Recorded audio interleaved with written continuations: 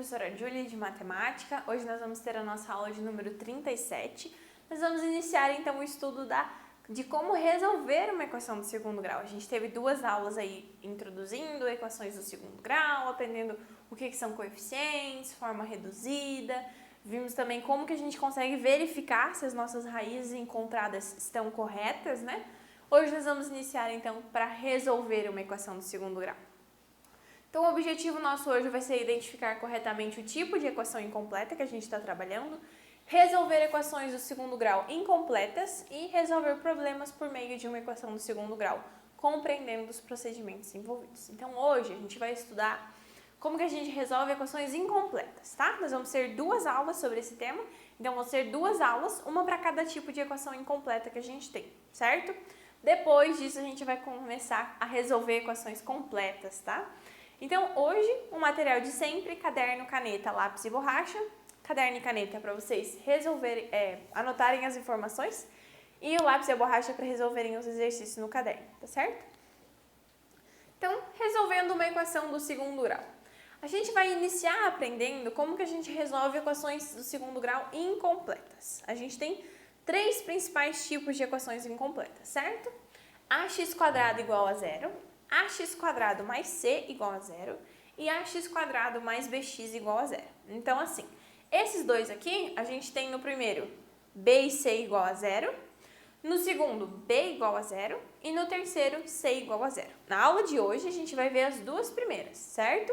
Na próxima aula, a gente vai ver, então, como que a gente resolve esse terceiro tipo de equação incompleta, ok? Então, para o primeiro tipo de equação incompleta, a gente tem ax² igual a zero. Esse é um tipo de equação incompleta muito simples, tá? Quando os coeficientes b e c são iguais a zero, né, o coeficiente a pode assumir qualquer valor real diferente de zero. Então, independente desse valor, as duas raízes da equação devem ser reais e iguais a zero. Por quê? Como que eu vou ter ax² igual a zero?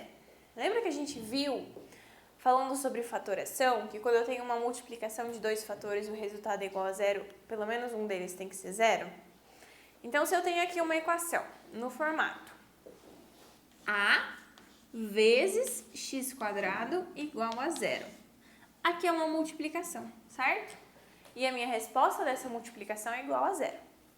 Se o meu a não pode ser igual a zero, a gente tem pela definição de equação do segundo grau que o meu a não pode ser zero, então só sobra que o x vai ser zero, certo? Então, sempre que eu tiver uma equação nesse formato, as minhas raízes vão ser zero, ok? Aqui a gente tem um exemplo, né? x² igual a zero. Eu posso, então, passar esse 5 para o outro lado, dividindo, vou ficar com x² igual a zero. Tiro raiz de zero, continuo com x igual a zero, certo? Então, em casos como esse, a solução da equação pode ser representada por um conjunto unitário. Lembra que a gente falou que a gente sempre vai representar a solução de um conjunto, de uma equação do segundo grau por um conjunto? Esse conjunto é o conjunto solução. Então, solução aqui é igual a zero. Um conjunto unitário, porque eu não preciso escrever 0 e 0, tá, gente? Então, a solução aqui é zero, ok? Agora, quando eu vou trabalhar com uma equação nesse formato aqui, ax² mais c igual a zero. Então, nesse tipo de equação, eu tenho o b igual a zero, certo? Quando apenas o coeficiente b de uma equação do segundo grau é igual a zero, as suas duas raízes vão ser reais, distintas e simétricas. O que isso significa? Isso significa que elas vão ser dois valores iguais em módulo, mas de sinais opostos, ou seja, vai ser o mesmo número, só que um positivo e o outro negativo, certo? Vamos ver alguns exemplos para a gente visualizar isso de uma maneira mais fácil. Olha só, 3x² menos 9 igual a zero. Para resolver essa equação, a gente vai fazer como se a gente estivesse fazendo uma equação de primeiro grau. Eu vou isolar o x e vou resolver, olha só. Vou passar o 9 para lá primeiro, então menos 9 vai para o outro lado, fica mais 9. Eu tenho, então, 3x² igual a 9. Esse 3 agora vai passar dividindo. Eu vou ficar com x² igual a 9 sobre 3. Eu dividi, fiquei com x² igual a 3. E para eu tirar esse x² igual a 3, eu vou tirar a raiz dos dois lados da minha equação, certo? Como eu vou tirar a raiz dos dois lados da minha equação e é uma raiz quadrada, eu preciso colocar o sinal de mais e menos. Porque, olha só, deixa eu escrever aqui. Porque se eu tiver x quadrado, eu posso ter, digamos aqui, que x quadrado seja igual a 9, no caso, né?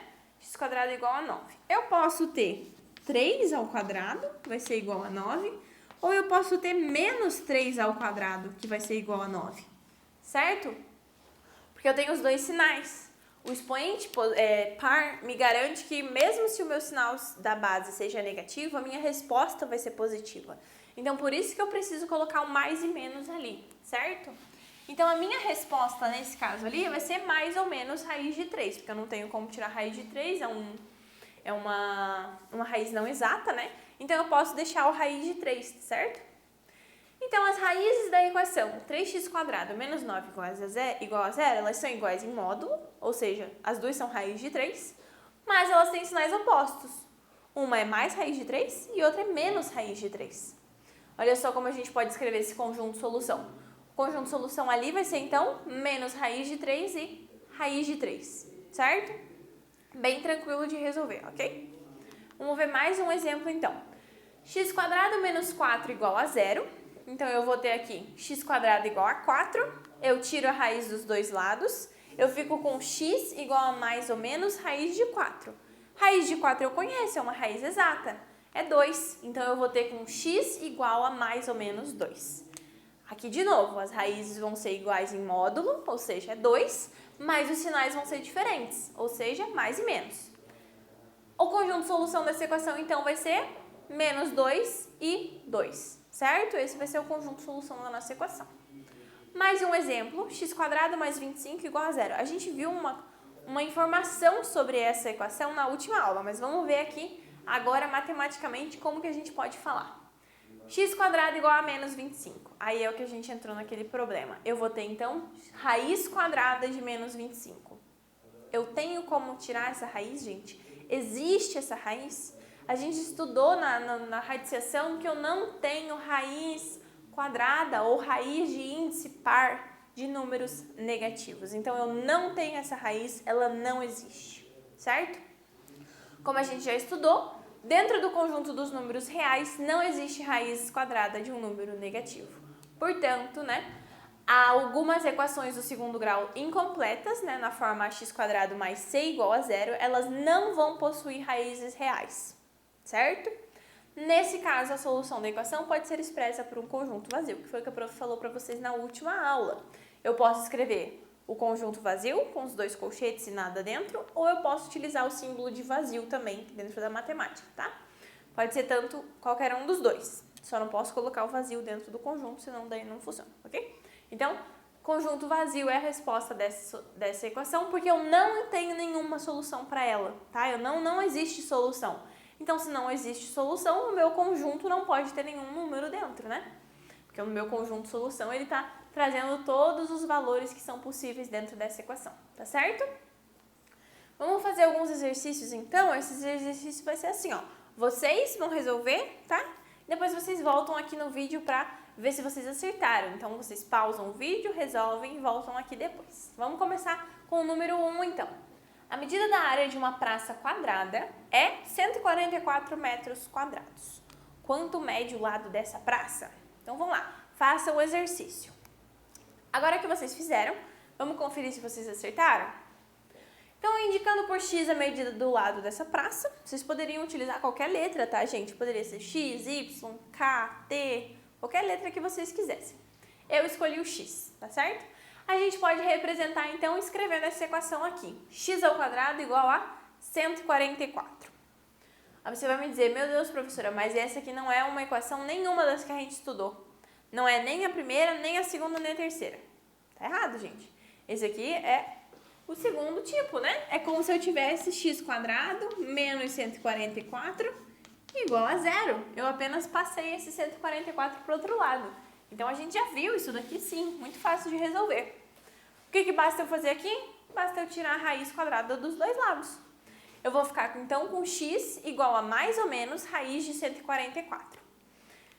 Raiz de 144 é uma raiz exata, né? 144 é um quadrado perfeito. Eu vou ter, então, x igual mais ou menos 12. Mais ou menos 12. Só que eu estou falando de um quadrado, de uma medida. Existe medida negativa? Eu consigo ter uma mesa que é menos 5 centímetros? Não, né, gente? Quando a gente trabalha com medidas, a gente trabalha apenas com números positivos. Então, a solução menos 12, ela não serve para o nosso problema, não serve como resposta. Então, a única solução que a gente tem vai ser o 12. Então, a medida do lado desse quadrado, dessa praça, né, vai ser 12, ok? 12 metros, aqui a gente está trabalhando com metros, ok? Tranquilo, né?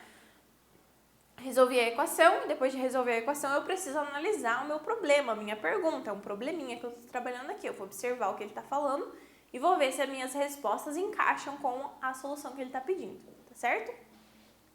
Número 2. Veja ao lado o desafio proposto por Cleide para Mirna.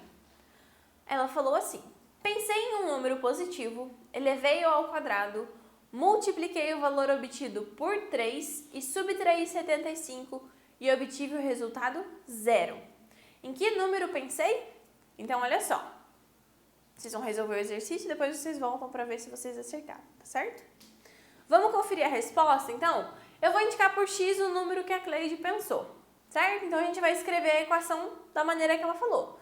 Ela falou que elevou esse número ao quadrado e multiplicou por 3. Então, eu tenho 3x ao quadrado. Depois, ela subtraiu 75, menos 75. E isso resultou em 0. Então, a nossa equação é 3x ao quadrado menos 75 igual a 0. Como que eu vou resolver essa equação? Da mesma maneira que a gente estudou. Passo o 75 para o outro lado, vai ficar 3x quadrado igual a 75. Eu vou ter, então, o 3 passa dividindo, x ao quadrado igual a 75 divididos por 3. Eu vou ter, então, x ao quadrado igual a 25. Eu vou passar, tirar a raiz dos dois lados, né? Então, eu vou ter x igual a mais ou menos raiz de 25. Raiz de 25 a gente conhece, é 5. Então, eu vou ter x igual a mais ou menos 5, ok? Essa é a minha resposta. Mas aí, a gente tem que ler de novo a pergunta. Ela pensou em um número positivo. Então, o menos 5 não serve. A gente vai ter, então, que o número que ela pensou vai ser o 5, ok? Mais um. Resolva em R, ou seja, no conjunto dos números reais, a equação 3x² mais 18 igual a 0. Vamos resolver. 3x² mais 18 igual a 0, passo o 18 para o outro lado, 3x² igual a menos 18, x² igual a menos 18 sobre 3, e eu tenho, então, x² igual a menos 6. De novo, a gente sabe que dentro do conjunto dos números reais, eu não tenho como ter um número elevado ao quadrado que vai resultar em um número negativo. Portanto, aqui, essa minha equação não tem solução dentro do conjunto dos números reais. Então, aqui a resposta, né? O nosso conjunto de solução vai ser igual a vazio ou nenhum termo ali dentro, certo? Então, eu espero que vocês tenham entendido. Na próxima aula, né? Na segunda parte dessa aula, a gente ainda vai estudar sobre o terceiro tipo de equação incompleta. Não esqueçam de fazer os exercícios, revisar o conteúdo que vocês têm e, caso necessário, assistam o vídeo novamente, tá certo? Eu espero vocês, então, na nossa próxima aula.